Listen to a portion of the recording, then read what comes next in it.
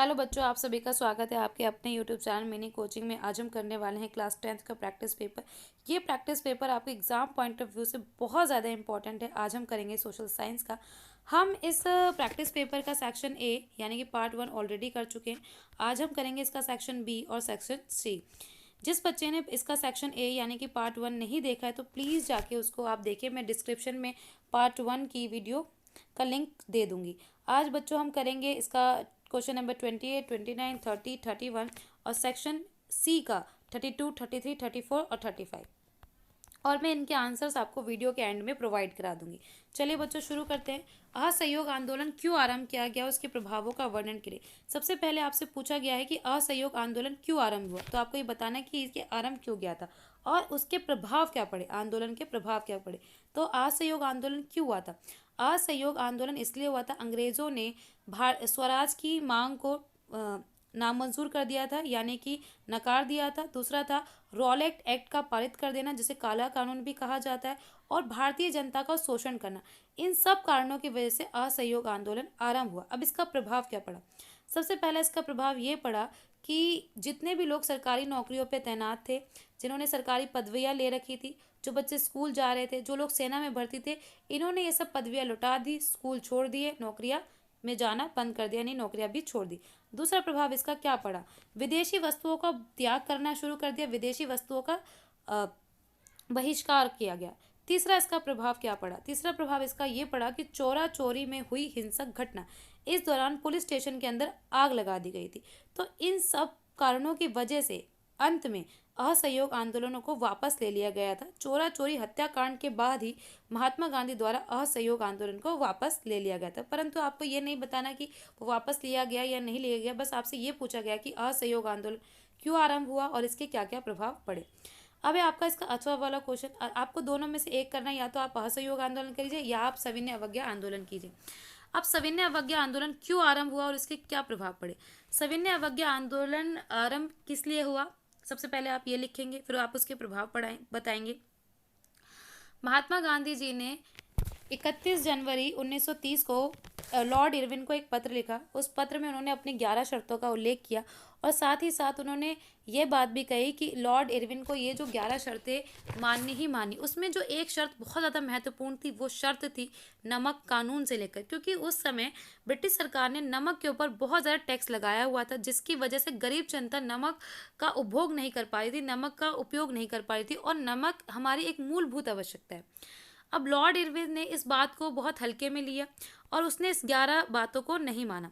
जब महात्मा गांधी जी ने पत्र लिखा था, उस पत्र में ये बात साफ लिखी थी, अगर आप हमारी 11 बातों को नहीं मानेंगे तो हम एक व्यापक स्तर पर आंदोलन को छेड़ देंगे। और अंत में वही हुआ। लॉर्ड इरविन ने वो बातें नहीं मानी और महात्मा गांधी जी ने एक आंदोलन की शुरुआत करी, जिसको हम सविनय अवज्ञा आंदोलन के नाम से जानते हैं। अब इसके प्रभाव क्या पड़े? सबसे पहला प्रभाव इसका ये पड़ा कि विदेशी वस्तुओं का बहुत बड़े रूप से बहिष्कार किया जाने लगा, वन कानूनों का उल्लंघन किया जाने लगा, किसानों ने लगान और चौकीदारों ने कर देने से इनकार कर दिया, सरकारी नमक कारखानों के सामने प्रदर्शन हुआ। आ जाइए बच्चों, आपका है 28, भारत में जल की कमी के कारण बताने कि भारत के अंदर जल की कमी क्यों है। इसका सबसे पहला कारण यह है बढ़ती हुई जनसंख्या। इसका दूसरा कारण यह है कि भारत में जल का असमान वितरण, कहीं तो जल बहुत ज़्यादा उपलब्ध हो रहा है और कहीं पर जल बहुत कम उपलब्ध हो रहा है। इसका तीसरा कारण ये है कि भारत में प्रदूषण का बहुत ज़्यादा बढ़ना, औद्योगिकरण का बढ़ना। औद्योगिकरण से बढ़ने का मेरा तात्पर्य है कि फैक्ट्रियों से बहुत गंदा पानी निकलता है, जिसको हम नदियों में या सरिताओं में प्रवाहित कर देते हैं, जिससे सारा जल जहरीला हो जाता है और पानी की कमी हो जाती है। अब है आपका क्वेश्चन नंबर 30, भारत में संघवाद दिन प्रतिदिन मजबूत हो रहा है, कथन के समर्थन में तर्क दीजिए। ये बात इन्होंने कही कि भारत में जो संघवाद है दिन प्रतिदिन मजबूत हो रहा है, इसके कथन के समर्थन में तर्क देने, आपको अपने पॉइंट रखने। तो सबसे पहला पॉइंट ये लिख दीजिए कि भारत में जितने भी विधायी कानून हैं या जितने भी कानून बनते हैं, उसमें दोनों सरकार की सहमति होती है, राज्य सरकार और केंद्र सरकार। ये पहला पॉइंट है जिसकी वजह से हमारा संघवाद मजबूत हो रहा है। इसका दूसरा पॉइंट ये है कि हमारे देश में लिखित संविधान है और विस्तृत संविधान है। और तीसरा पॉइंट ये है कि भारत में जितने भी कानून हैं उसको बनाने के लिए सूचियाँ इंगित की गई है। पहली सूची है संघ, दूसरी है राज्य सूची, तीसरी है समवर्ती सूची। संघ सूची में जितने भी कानूनों का निर्माण करना होता है वो केंद्र सरकार करती है। राज्य सूची से संबंधित कानूनों का निर्माण राज्य सरकार करती है। और समवर्ती सूची एक ऐसी सूची है जिसमें दोनों ही सरकारें मिलकर उस कानून के ऊपर काम करती है। और बाकी बचे हुए जितने भी नए कानून आते हैं जो राज्य से संबंधित नहीं होते, वो इनडायरेक्टली किसके पास चले जाते हैं? केंद्र सरकार के पास, यानी कि संघ सूची में चले जाते हैं। अब है आपका क्वेश्चन नंबर 31, संगठित क्षेत्र की विशेषताओं का वर्णन कीजिए। और अथवा में इसमें पूछा हुआ असंगठित क्षेत्र की विशेषताओं का वर्णन कीजिए। पहले आपको बताना है कि संगठित क्षेत्र की विशेषताएं क्या है, फिर आपको बताना असंगठित क्षेत्र की विशेषताएं क्या है। एग्जाम में इस तरह से भी आ सकता है, संगठित क्षेत्रक और असंगठित क्षेत्रक में अंतर बताइए। तो सबसे पहले आप मुझे बताएंगे कि संगठित क्षेत्र की विशेषताएं क्या है, फिर आप मुझे बताएंगे असंगठित क्षेत्र की विशेषताएं क्या है। संगठित क्षेत्र को हम प्राय सरकारी क्षेत्र के नाम से भी जानते हैं। इसमें काम के फिक्स घंटे होते हैं, इसमें सरकारी नियमों और कानूनों का पालन करना पड़ता है। इसके अंदर आपका जो कार्य की बेहतर स्थिति होती है, सेवानिवृत्ति के जो कार्य की जो अवधि पूरी हो जाती है उसके बाद आपको कुछ पेंशन के रूप में सुविधाएं भी मिलती है। आपका है असंगठित क्षेत्र, इसमें प्राय अधिकांशतः सरकारी नियमों का पालन नहीं होता, ये सरकार द्वारा पंजीकृत नहीं होते। और इसमें पूरा रोजगार होने के बाद, यानी कि जब किसी की पूरा रोजगार पूरा हो जाता है, यानी कि वो पेंशन की उम्र रिटायर हो जाते हैं, कहने का मतलब जब वो रिटायर हो जाते हैं तो इसमें कोई पेंशन की भी सुविधा नहीं मिलती, अर्थात इसमें कोई सरकारी सुविधाएं नहीं मिलती। ये था आपका संगठित और असंगठित। आप इसको ऐसे भी समझते हैं, संगठित क्षेत्र मतलब अगर कोई भी व्यक्ति सरकारी क्षेत्र में काम कर रहा है तो उसको क्या क्या सुविधाएं मिलती है, अगर कोई व्यक्ति प्राइवेट फील्ड में काम कर रहा है उसको क्या क्या सुविधाएं मिलती है। संगठित क्षेत्र प्रकार सरकार द्वारा पंजीकृत होता है और उसमें सरकारी नियमों का पालन होता है। असंगठित क्षेत्र प्राय सरकार द्वारा पंजीकृत नहीं होता, उसमें सरकारी नियमों और कानूनों का पालन नहीं होता। अब है आपका सेक्शन सी, जिसको हम खंड का कहते हैं। दीर्घ उत्तरीय प्रश्न है। सबसे पहले आपका 32, जिसमें आपका जर्मनी के एकीकरण की प्रक्रिया का वर्णन करना है, और इसमें भी अथवा है, इटली के एकीकरण की प्रक्रिया का वर्णन कर रहे हैं। बच्चों ये क्वेश्चन बहुत इंपॉर्टेंट है, आप इसके आगे मोस्ट इंपॉर्टेंट लगा लो और इसको तो आप अच्छे से करके जाना, क्योंकि एग्जाम में आने की इसकी पूरी पूरी संभावना है। तो सबसे पहले हम पढ़ेंगे जर्मनी के एकीकरण की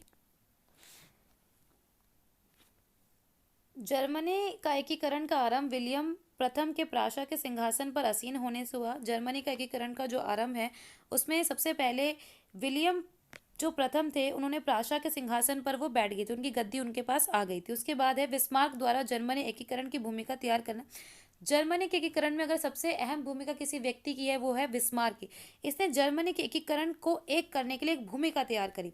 फिर इसका आप तीसरा पॉइंट लिखेंगे कि वियना कांग्रेस का गठन हुआ। वियना कांग्रेस का गठन 1815 में हुआ था। उसके बाद है बिस्मार्क द्वारा ऑस्ट्रिया, फ्रांस आदि पराजित विश्व शक्तियों को तटस्थ करना व एकीकृत जर्मनी का एक राष्ट्र के रूप में उभरना। बिस्मार्क ने क्या किया?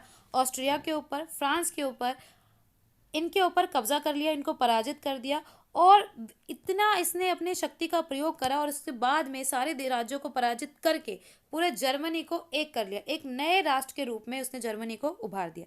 उसके बाद है आपका इटली के एकीकरण की प्रक्रिया का वर्णन करना।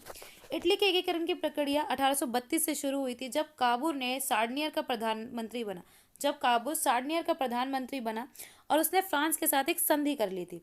फिर उसने क्या करा? मोडेना, टस्कनी, फार्मा आदि का जन्म संग्रह द्वारा सार्डिनिया के अंदर विलय कर लिया था। विलय करने का मतलब होता है कि अपने देश के अंदर उन सबको मिला लेना, यानी कि अपने राज्य के अंदर उसने मिला लिया। बच्चों ध्यान से सुनो, उसने मोडेना, टस्कनी, फार्मा बाकी जैसे राज्यों को अब जन्म संग्रह का मतलब होता है जनता की मर्जी से अपने राज्य के अंदर उसको मिला लिया, अपने राष्ट्र के अंदर उन्होंने मिला लिया। उसके बाद है 1860 में गैरीबॉल्डी द्वारा, पहले कौन कर रहा था? काबूल कर रहा था। अब 1860 में गैरीबॉल्डी द्वारा सिसिली व नेपल्स को भी क्या कर दिया? उस पर विजय प्राप्त करके उसको अपने राज्य के अंदर मिला लिया। फिर उसके बाद बेनिनिया व रोम पर अधिकार पा लिया। बेनोनिया व रोम, ये भी दो राज्यों के नाम है, इसके ऊपर भी अधिकार पा लिया। और 1871 से पोप से समझौता। पोप एक राजा था, उससे समझौता कर लिया, और समझौते के बाद इटली के एकीकरण का उदय हुआ, यानी कि इटली की प्रक्रिया शुरू हो गई थी, या इटली पूरा एक देश या एक राष्ट्र के रूप में उभर के आ चुका था। और इस पूरी प्रक्रिया को हम इटली के एकीकरण की प्रक्रिया के नाम से जानते हैं। अब है आपका क्वेश्चन नंबर 33, जिसमें आपसे ये बोला गया जलोढ़ मृदा की विशेषताओं का वर्णन कीजिए। और एक है अथवा काली मृदा की विशेषताओं का वर्णन कीजिए। सबसे पहले हम बच्चों पढ़ेंगे जलोढ़ मृदा की विशेषताएं क्या हैं। ये भारत में लगभग 45% क्षेत्रफल पर पाई जाती है। इसकी पहली विशेषता यह है कि ये बहुत बड़े हिस्से में पाई जाती है। इस मिट्टी में पोटैश की बहुत बहुलता होती है, यानी कि पोटैश जो तत्व है बहुत मात्रा में पाया जाता है। सिंधु, गंगा तथा ब्रह्मपुत्र नदी तंत्रों द्वारा विकसित आपकी जो जलोढ़ मृदा है वो सिंधु, गंगा और ब्रह्मपुत्र नदी तंत्रों से बनती है। आयु के आधार पर दो तरह की जलोढ़ मृदा होती है, पुरानी जलोढ़ और नई जलोढ़। पुरानी जलोढ़ को हम भागर के नाम से जानते हैं और नई जलोढ़ को हम खादर के नाम से जानते हैं। और ये जलोढ़ मृदा बहुत उपजाऊ होती है गन्ना उगाने के लिए, चावल की खेती के लिए, गेहूं की खेती के लिए। अब है आपका इसका अथवा का ऑप्शन नंबर 2, काली मृदा की विशेषताओं का वर्णन कीजिए। आपको ये बताना है कि काली मृदा में क्या क्या विशेषताएं होती है। सबसे पहली बता, इसका रंग काला होता है और इसका दूसरा नाम है रेगड़ मृदा। ये महाराष्ट्र, सौराष्ट्र, मालवा, मध्य प्रदेश के पठारों में पाई जाती है। ये कपास की खेती के लिए सर्वाधिक उपयोग होती है। इसमें आयरन, चूना, एल्युमिनियम, मैग्नीशियम की बहुत ज़्यादा बहुलता होती है और ये बेसाल्ट चट्टानों के टूटने फूटने के कारण इसका निर्माण होता है। अब अगला है आपका 34 में आपसे पूछा गया है, बेल्जियम में विविधता को समायोजित किया गया कथन का विश्लेषण कीजिए। आपको क्वेश्चन नंबर 34, बेल्जियम ने विविधता को समायोजित किया कथन का विश्लेषण कीजिए। बेल्जियम ने विविधता को समायोजित किया और कथन का विश्लेषण कीजिए। अब मैं इसको आपको बताती हूँ, बच्चों आपको सुनने का है। बेल्जियम में क्या था, बेल्जियम में आपने पढ़ा होगा सत्ता की साझेदारी, ये आपका पहला पार्ट है राजनीति का उसका। बेल्जियम में हुआ क्या था, वहाँ पर दो तरह के लोग थे, एक अल्पसंख्यक और एक बहुसंख्यक। अल्पसंख्यक वो होते हैं जिसकी संख्या कम होती है, बहुसंख्यक वो होते हैं जिसकी संख्या ज़्यादा होती है। बेल्जियम में फ्रेंच भाषी लोग अल्पसंख्यक थे और डच भाषी लोग बहुसंख्यक थे। तो वहाँ पर क्या हो रहा था कि बहुत ज़्यादा आपसी विवाद बढ़ रहा था, डच और फ्रेंच भाषी लोगों के बीच विवाद बढ़ रहा था। तो बेल्जियम ने क्या किया, इस विवाद को बढ़ने से रोकने के लिए, क्योंकि वो समझ चुका था अगर ये विवाद ज़्यादा हद तक बढ़ा तो आगे क्या होगा, गृह युद्ध की स्थिति बन जाएगी। तो बेल्जियम ने खुद को गृह युद्ध की स्थिति से बचाने के लिए, तनाव से बचाने के लिए क्या किया, विविधता को समायोजित कर लिया। समायोजित ऐसे किया, उसने कहा जितने भी सरकारी पद होते हैं या जितने भी सरकार के पद होते हैं उसमें विविधता को समायोजित करा। यानी कि फ्रेंच भाषियों के लिए पद फिक्स कर दिए सरकार के अंदर, केंद्र सरकार और राज्य सरकार दोनों के अंदर। उसने क्या करा, बड़े बड़े पदों के लिए फ्रेंच भाषी और डच भाषी दोनों को समान रखा गया, जिससे उनको ऐसा न लगे कि हमें पीछे धकेला जा रहा है या हमारी अवहेलना करी जा रही। फिर वहाँ पर इस बात का भी निश्चित किया कि जिस क्षेत्र में या जिस राज्य में जिस भाषी लोगों की बहुलता ज़्यादा होगी, जैसे किसी राज्य में फ्रेंच भाषी लोग रहते तो वहाँ फ्रेंच की सरकार बनेगी, किसी क्षेत्र में डच भाषी लोग ज़्यादा रहते तो वहाँ डच लोगों की सरकार बनेगी। तो इस तरह से वहाँ पर विविधता को समायोजित किया गया। अब आपका अगला है 35 में आपसे पूछा गया है कि विकास को परिभाषित कीजिए। अब बच्चों ये आपको 4 नंबर में लिखना है, विकास को परिभाषित करें तो आप इसको ऐसे लिखेंगे, प्रत्येक व्यक्ति या समूह के लिए विकास के लक्ष्य क्या होते हैं, भिन्न भिन्न हो सकते हैं और कई बार इनकी प्रवृत्ति परस्पर विपरीत भी हो सकती है। एक के लिए विकास का लक्ष्य दूसरे के लिए विनाश का कारण भी बन सकता है। तो इसमें कहने का मतलब ये है कि विकास के लक्ष्य अलग अलग व्यक्तियों के लिए अलग अलग होते हैं। अगर मेरे लिए जो विकास का लक्ष्य है वो मेरे लिए लाभकारी है, पर क्या पता जो मेरा विकास का लक्ष्य है वो दूसरे के लिए विनाशकारी हो। जैसे कि सरकार कभी कभी क्या करती है, बांध बनाने का विकास का लक्ष्य रखती है, वो तो सरकार के लिए लाभकारी है, परंतु वहाँ जो रहने वाले लोग हैं उनके लिए तो विनाशकारी हो गया ना, उनको तो वह जगह छोड़ के जानी पड़ रही है, उनका कमाई का साधन, उनकी जगह, उनकी खेती बाड़ी, सब कुछ का विनाश हो रहा है। तो विकास का लक्ष्य सभी के लिए अलग अलग होता है। विकास 3 तरह का होता है, जैसे हमने आपकी किताबों में पढ़ रहे, अगर हम राज्यों के संदर्भ में ले या देशों के संदर्भ में ले, विकसित देश, अल्पविकसित देश और विकासशील देश, आप इनको तीनों के बारे में लिखेंगे तभी आपका 4 नंबर का क्वेश्चन बनेगा। आई होप आपको सेक्शन बी और सेक्शन सी सही से समझ आया होगा